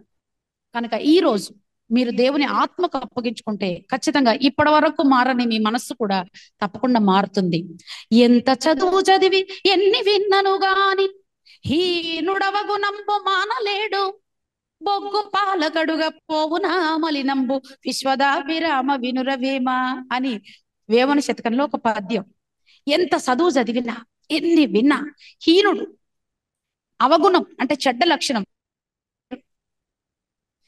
ఎలాగంటే బొగ్గు పాలతో కడిగిన తన రంగు మార్చుకోలేదు. బొగ్గును పాలతో కడిగినా బొగ్గుకున్న నలుపు పోదు. అయితే పోతుంది. బొగ్గు రంగు మారుతుందండి? మారదు కదా, మారదు. కానీ ఒక చోట మారుతుంది. మీరు చూసారా, మక్కబుట్టలు కాలుస్తూ బొగ్గులు అక్కడ వేసి ఆ బొగ్గులను నిప్పులుగా చేసి కాలుస్తూ ఉన్నప్పుడు ఆ మంట బొగ్గు ఎర్రగా రంగు మారి ఉంటుంది. అలాగే ప్రియ చెల్లి, తమ్ముడు, అక్క, అన్నయ్య, ఈ వాక్యం అంతా విన్నా వినకపోయినా ఇప్పుడు దేవుడు నీతో మాట్లాడుతున్నమాట. దేవుని ఆత్మకు అప్పగించుకో, పౌలు శీలలాగా అప్పగించుకో. నీకున్నవన్నీ మర్చిపోతావు. నా జీవితంలో కూడా 6 ఏండ్ల అగ్ని లాంటి శ్రమలు నేను అనుభవించాను. అందుకే నేను ఈ రూపంలో ఉన్నాను. 10 మందికి పనికొచ్చేటట్టున్నాను. నేను ఆ శ్రమల గుండా వచ్చాను కాబట్టి శ్రమలలో ఉన్నటువంటి వారు వచ్చి వాళ్ళు సాక్ష్యం చెప్తూ లేదా వాళ్ళ ప్రాబ్లం చెప్తూ ఉంటే నేను కూడా వాళ్ళతో పాటు ఏడ్చి ప్రార్థన చేస్తాను. వాళ్ళు చాలా ఆదరణ పొందుకుంటారు. ఒకని తల్లి వారిని ఆదరించినట్లు అమ్మగారు మమ్మల్ని ఆదరించిందని చాలా మంది సాక్ష్యం చెప్పారు. మనము ఆకలితో ఉంటేనే ఇంకొకడు ఆకలి మనకు అర్థమవుతుంది. మనం వర్షంలో తడిస్తేనే ఇంకొకడు వర్షంలో తడిస్తే ఎలా ఉంటుందో మనకి తెలుస్తుంది. అందుకే మనము అనుభవ జ్ఞానముతో అనేకులను దేవుని యొద్దకు చిలకరిస్తూ తీసుకురావాలి అంటే మనము ఆ నగిషీ పనిలో పాలు పొందాలి. అప్పుడే మనము పెండ్లి కుమార్తె స్వభావము పొందుకుంటాం. మన స్వభావము 10 మందిని ఓదారుస్తుంది, ధైర్యపరుస్తుంది, లేవనెత్తుతుంది, దేవుల్లో నిలబెడుతుంది, ఆకర్షిస్తుంది, పెండ్లి కుమార్తె సంఘంలో చేరుస్తుంది. కనుక పరిశుద్ధాత్మ అభిషేకానికి అప్పగించుకుందాం. పరిశుద్ధాత్మ అభిషేకాన్ని పొందటానికి మనము అపోస్తలుల కార్యాలు 2వ అధ్యాయం చదివితే అక్కడ 120 మంది మీద దేవుని ఆత్మ అల్లాడింపు చేయబడింది. ఆ వాక్శక్తి, పరిశుద్ధాత్ముడు వారికి వాక్శక్తి అనుగ్రహించిన కొలది అన్య భాషలతో వారు మాట్లాడారు. 1 కొరింథీ 14:2లో భాషతో మాట్లాడేవాడు మనుషులతో కాదు, దేవునితో మాట్లాడుతున్నాడు.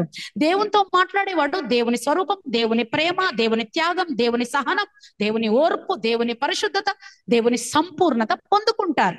అలా అన్య భాషలు మాట్లాడుతూ మనము మన ప్రాణాత్మ దేహాలని సజీవ యాగంగా, సర్వాంగ హోమంగా మనము సమర్పించి స్తుతిస్తుంటే దేవుని ప్రభావం మన ప్రతి నరములో, ప్రతి కండరములో, ప్రతి అవయములో, ప్రతి ఎముకలో ప్రవేశించి దేవుని ప్రభావం చేత ఆత్మ వశంలోనికి వచ్చి మనకు ప్రస్తుతం ఈ లోకంలో జరుగుతున్న కొద్ది కాల శ్రమలు మనం మర్చిపోతూ దేవుని సన్నిధిలో సాగిపోయే అవకాశం ఉంది. అందుకే ప్రియ చెల్లి, తమ్ముడు, అక్క, అన్నయ్య, ప్రభు త్వరగా రాబోతున్నారు. నకిషి పనిలోనే దీపవృక్ష నిర్మాణం జరిగింది. అలాగే దైవిక శిక్షలోనే పెండ్లి కుమార్తె స్వభావము మనకు కలుగుతుంది. దయచేసి దేవునికి దూరంగా వెళ్ళకండి, రండి. ఎవని మనస్సు ఆయన మీద ఆనుకుంటుందో వానికి దేవుడు పూర్ణ శాంతిని ఇస్తాడు. కనుక దేవుని మీద ఆనుకుందాం. యెషయా 26:3 ప్రకారం ఎవని మనస్సు నా మీద ఆనుకున్నో వానికి సంపూర్ణ శాంతిని ఇస్తాను.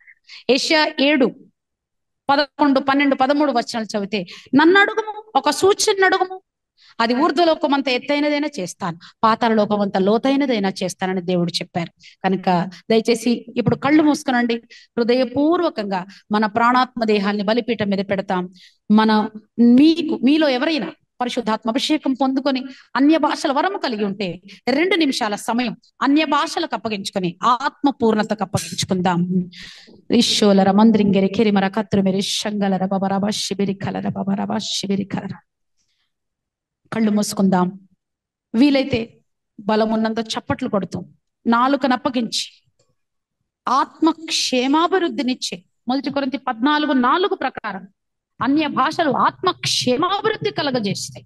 ఆత్మ వశములో నీ ఉన్నప్పుడు నీ శ్రమలను మర్చిపోయి దేవుని వైపు చూస్తూ ఈ లోకంలో దేవుని గుణాల్ని ప్రకాశింపచేస్తావు, అనేకులను దేవుని వైపు ఆకర్షిస్తావు. అట్టి యోగ్యమైన జీవితం మనకు కలుగునట్లు ఆత్మ పూర్ణతకు అప్పగించుకుందాం. మహిమా నీకే, ఘనత నీకే, ప్రభావము నీకే, అధికారము నీకే, ఆధిపత్యము నీకే. హల్లెలూయా హల్లెలూయా హల్లెలూయా హల్లెలూయా హల్లెలూయా హల్లెలూయా హల్లెలూయా హల్లెలూయా. అభిషేకం లేని రోజులు మాకేలా, నీ అభిషేకం లేని ఏ రోజైనా మాకేలా. అభిషేకం లేని రోజులు మాకేలా, నీ అభిషేకం లేని ఏ రోజైనా మాకేలా. ఆకాశం తెరువు, అగ్నిని పంపు, అభిషేకించు. ఆకాశం తెరువు, అగ్నిని పంపు, అభిషేకించు. ఆకాశం తెరువు, అగ్నిని పంపు, అభిషేకించు. ఆకాశం తెరువు, అగ్నిని పంపు, అభిషేకించు. అభిషేకం లేని రోజులు మాకేలా, నీ అభిషేకం లేని ఏ రోజైనా మాకేలా. అగ్ని జ్వాలగా మండించు, ఆత్మల పంటను పండించు. అగ్ని జ్వాలగా మండించు, ఆత్మల పంటను పండించు. నీకు మమ్ము వెలిగించు, నీకు మమ్ము వెలిగించు. రాజా రాజా రాజా మహిమ తేజ, రాజా రాజా రాజా మహిమ తేజ, రాజా రాజా రాజా మహిమ తేజ, రాజా రాజా రాజా మహిమ తేజ. పరిశుద్ధాత్మడా పరిశుద్ధాత్మడా పరిశుద్ధాత్మడా పరిశుద్ధాత్మడా పరిశుద్ధాత్మడా పరిశుద్ధాత్మడా పరిశుద్ధాత్మడా పరిశుద్ధాత్మడా పరిశుద్ధాత్మడా పరిశుద్ధాత్మడా పరిశుద్ధాత్మడా పరిశుద్ధాత్మడా. దిగిరా దిగిరా దిగిరా దిగిరా. స్వాగతం సుస్వాగతం, హృదయపూర్వక స్వాగతం, స్వాగతం సుస్వాగతం, హృదయపూర్వక స్వాగతం. గిన్నె నిండి పొంగి పొర్లే అనుభవం, గిన్నె నిండి పొంగి పొర్లే అనుభవం. నేడు మాకు దయచే రూపాంతరం, నేడు మాకు దయచే రూపాంతరం. కాల్చు పొట్టును కాల్చు, నిలుపు గోధుమల నిలుపు. కాల్చు పొట్టును కాల్చు, నిలుపు గోధుమల నిలుపు. దింపు దింపు దింపు దింపు నింపు నింపు నింపు నింపు కాల్చు కాల్చు కాల్చు కాల్చు అభిషేకించు దింపు దింపు దింపు దింపు నింపు నింపు నింపు నింపు కాల్చు కాల్చు కాల్చు కాల్చు అభిషేకించు నాలుకను అప్పగించుదాం అన్య భాషలకు అప్పగించుదాం స్తోత్రం స్తోత్రం స్తోత్రం స్తోత్రం స్తోత్రం స్తోత్రం స్తోత్రం స్తోత్రం స్తోత్రం స్తోత్రం స్తోత్రం స్తోత్రం స్తోత్రం స్తోత్రం స్తోత్రం స్తోత్రం విశ్వల పత్రమార కలర కత్ర కలర కౌరి పాలర పత్ర బరబర కత్రమార శలర కత్రి కెలిరి కౌరి విశలీరి కాలరి కలిరి బబలర బబర పత్ర బార కలర కత్ర కలర విశాల రి బాబా బారి పత్ర బరి శాలిరి కలరి బాబా బారి పత్ర బ అగ్ని అగ్ని అగ్ని అగ్ని అగ్ని అగ్ని అగ్ని సీనాయి అగ్ని కర్మేలు అగ్ని పద్మాస్ మహిమ పరిశుద్ధాత్ముడా పరిశుద్ధాత్ముడా పరిశుద్ధాత్ముడా ఒక్కొక్కరిని ఆవరించండి మండించండి రగిలించండి వెలిగించండి భారభరితమైన ఆత్మకు బదులుగా స్తుతి వస్త్రము కలుగునుగా అక్క యేసునామములో అంగలార్పు నాట్యముగా మార్చబడునుగా ఆత్మ కార్యము జరుగునుగా ప్రతి నిరాశ వేదన ప్రశ్న విమర్శ యేసునామములో కొట్టివేస్తున్నాను ప్రతి వారి నోట్లో నుంచి సనుగుడు గునుగుడు యేసునామములో కొట్టివేస్తున్నాను ప్రతి వారిలో ఆత్మ కార్యము జరుగునుగాక ప్రతి వారి నరములో దేవుని ప్రభావం దేవుని ప్రభావం దేవుని ప్రభావం రిలీజ్ చేస్తున్నాం ఆత్మ పూర్ణత కలుగునుగాక ఆత్మ పూర్ణత కలుగునుగాక పరిశుద్ధాత్మడా పరిశుద్ధాత్మడా పరిశుద్ధాత్మడా ఆత్మ కార్యం జరుగునుగాక ఆత్మ కార్యం జరుగును ఆత్మ కార్యం జరుగునుగాక శిష్యాల రకత్ర కాలరి కలిరి కలరి కలరి కౌరి పాలర బపత్ర మనమర కత్ర మిరి కలిరి కత్ర కలరి కౌరి శలీరి కాలరి కలిరి బలర బపర బార కలిరి కత్ర కలరి కౌరి రింపర బరబర హల్లెలూయా హల్లెలూయా హల్లెలూయా హల్లెలూయా హల్లెలూయా హల్లెలూయా హల్లెలూయా హల్లెలూయా హల్లెలూయా హల్లెలూయా హల్లెలూయా హల్లెలూయా హల్లెలూయా హల్లెలూయా హల్లెలూయా హల్లెలూయా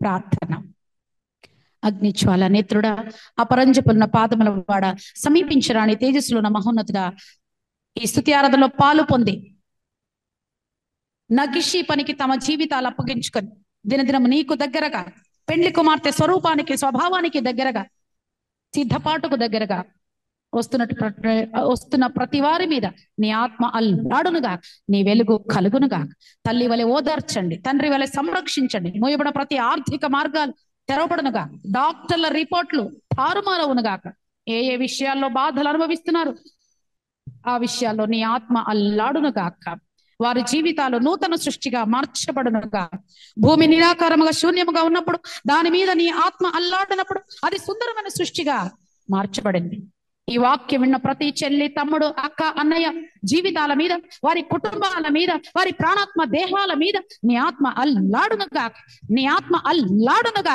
నీ ఆత్మ అల్లాడునుగా శూన్యములో నుండి సుందరమైన సృష్టిని చేసిన కార్యసిద్ధి కలగజేసి పరిశుద్ధాత్ముడా వారి జీవితాలు నూతనంగా సుందరంగా మార్చమని యేసుక్రీస్తు శ్రేష్టమైన నామమున ఈ వాక్యం వింటున్న ఈ జూమ్ మీటింగ్ లో పాలు పొందుకున్న ప్రతి వారి కంటే నేను అయోగ్యురాలను అపాత్రురాలను ఏ రీతిలోనూ ఎన్నిక లేని దానని ఒప్పుకొనుచు సమస్త మహిమ ఘనత ప్రభావాధికార ఆధిపత్యాలు నీకే ఆరోపిస్తూ నిదాసురాలు end time revival holy spirit ministries నడిపిస్తున్నటువంటి నీ దాసురాలు ఇంకా నువ్వు బలముగా వాడుకొని తన ద్వారా ఇంకా అనేకులను నీ వచ్చే లోపల మా ప్రాణం పోయే లోపల ఇంకా అనేకులను పెండ్లి కుమార్తె సిద్ధపాటులోనికి తీసుకువచ్చి ఆశీర్వదించుమని యేసుక్రీస్తు శ్రేష్టమైన నామమున అడిగి వేడుకొంచున్నాను తండ్రి ఆమేన్. మన తండ్రి అయిన దేవుని యొక్క ప్రేమ కుమారుడైన యేసుక్రీస్తు కృప పరిశుద్ధాత్మ యొక్క అన్యోన్య సహవాసం వాక్యానుసారమైన జీవితానికి అప్పగించుకున్న ప్రతి వారికి నిరంతరము తోడయుండును కాక ఆమేన్. యేసు రక్తమే ఇచ్చేయం ప్రభు యేసు రక్తమే ఇచ్చేయం ప్రభు యేసు రక్తమునకే సంపూర్ణ విజయం అపవాది క్రియలకు అనంత కోటి నాశనం దేవా నీ కార్యములకే నిరంతరము జయము జయము జయము కలుగును కాక. ఆమేన్. ప్రియమైన యేసు రమ్ము, ప్రియమైన యేసు రమ్ము, ప్రియమైన యేసు రమ్ము. హల్లెలూయా. హల్లెలూయా. దేవుని పరిశుద్ధ నామమునకు స్తోత్రం కలుగును గాక. దివ్యమైన మరి తన సన్నిధిని, పరిశుద్ధాత్మ దేవుని యొక్క సన్నిధిని ఎంతగానో అనుభవించి ఉంటున్నాను.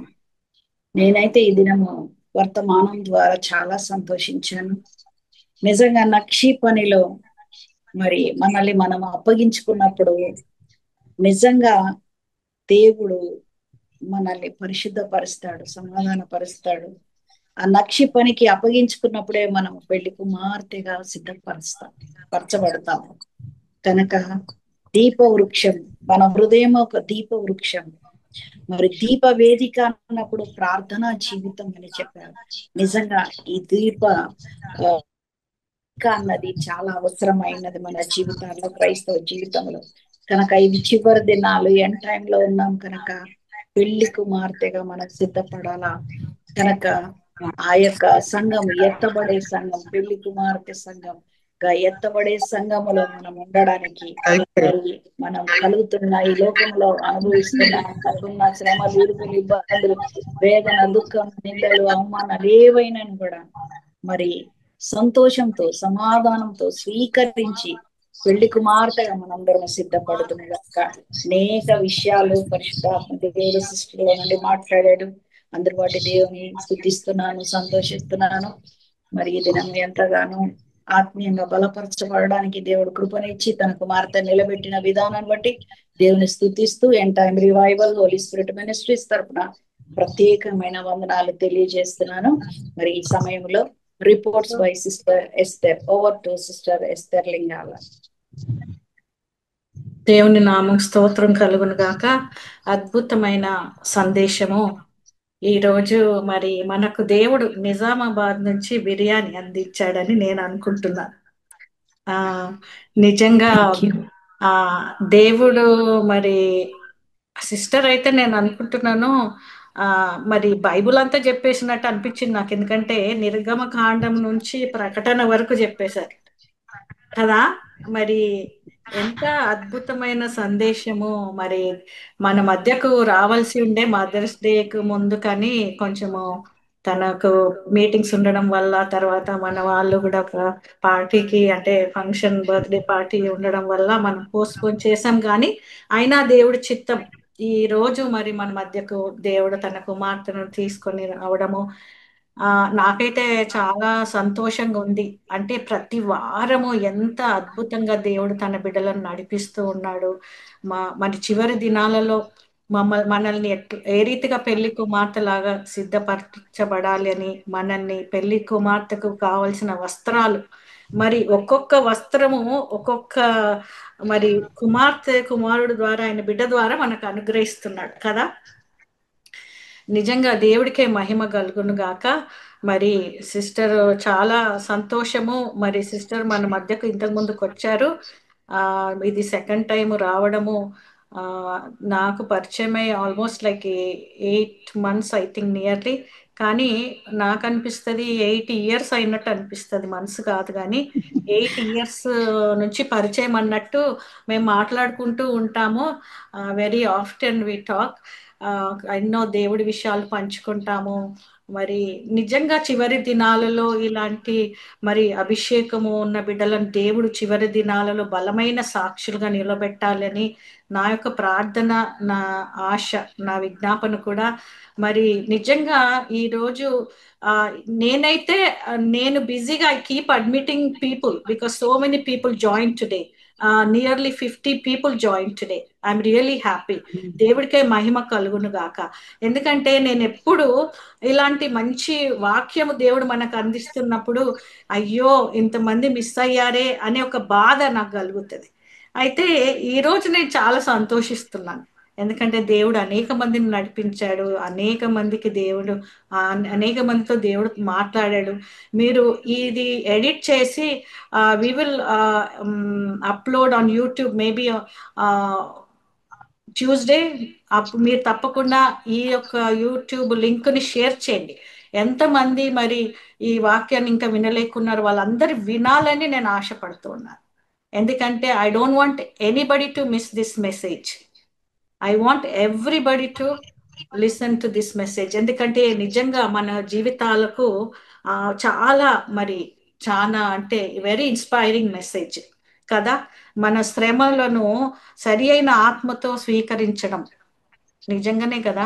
మనకు మన భక్తి ఎట్లా అంటే, మనం యోబు లాంటి శ్రమలు, పౌలు లాంటి శ్రమలు అంటాం, కానీ మనకు అంత సీన్ లేదు. కానీ మనము నిజంగా మనం పరీక్షించుకొని, ఇది దేవుడి దగ్గర ఆయన బిడ్డను కదా, నన్ను శిక్షించి గద్దిస్తానన్నాడు ప్రేమించిన వారిని అని ఆయన ప్రేమను గ్రహించి ఆ యొక్క సరి అయిన ఆత్మతో ఆ శ్రమను స్వీకరించినప్పుడు నిజంగా అది దేవుడు ఆ శ్రమను మనల్ని ఆ శ్రమలో నుంచి మనల్ని బయటికి తీసుకొస్తాడు. మరి మన విశ్వాసానికి పరీక్ష ఎప్పుడు మన శ్రమల ద్వారానే కదా మనం కనపరుచుకుంటాం. కాబట్టి ఆ విశ్వాసంలో మనం స్థిరంగా ఉండాలి అని అంటే శ్రమలలో కూడా దేవుని ఆత్మ కలిగి ఉండాలి. నేనైతే మరి నేను బిజీగా ఐ కీప్ అడ్మిటింగ్ పీపుల్, కానీ I definitely listen to this message again and again. మీరు తప్పకుండా ఈ యొక్క మెసేజ్ని షేర్ చేయండి. మరి సిస్టర్ హవీలా సిస్టర్ గారికి ఈ మినిస్ట్రీ తరపున ప్రత్యేక వందనాలు తెలియజేస్తున్నాను సిస్టర్. దేవుడు మిమ్మల్ని థ్యాంక్ యూ. గొప్ప అభిషేకముతో మరి దేశ విదేశాలలో మిమ్మల్ని వాడుకోవాలి. మరి అనేక ఆత్మలు మరి మీ ద్వారా దేవుడు సంపాదించుకోవాలని నా యొక్క ప్రార్థన. మీరు అందరూ ప్రార్థన చేయండి. God bless you sister. God bless you and your ministry abundantly. May God use you mightily for his Kingdom. మరి చాలా సంతోషం మా మధ్యకు రావడము. మీరు కూడా ప్రార్థన చేయండి. అగ్నిజ్వాల మినిస్ట్రీస్ నిజామాబాద్. మరి రేపు 3 మెసేజెస్ ఉన్నాయి సిస్టర్కి. సో తనకు 5 years నుంచి పాటలు పాడుతూనే ఇప్పటి వరకు పాడుతూ పాటలు మాటలు దేవుని మాటలు పంచుకుంటూ ఉన్నారు. మరి దేవుడు ఆ యొక్క వాయిస్ ని బ్లెస్ చేయాలి. మనం ప్రార్థన చేద్దాము. మరి దేవుడు వాయిస్ గాడ్స్ వాయిస్ గా వాడబడాలని మనం ప్రార్థన చేద్దాము.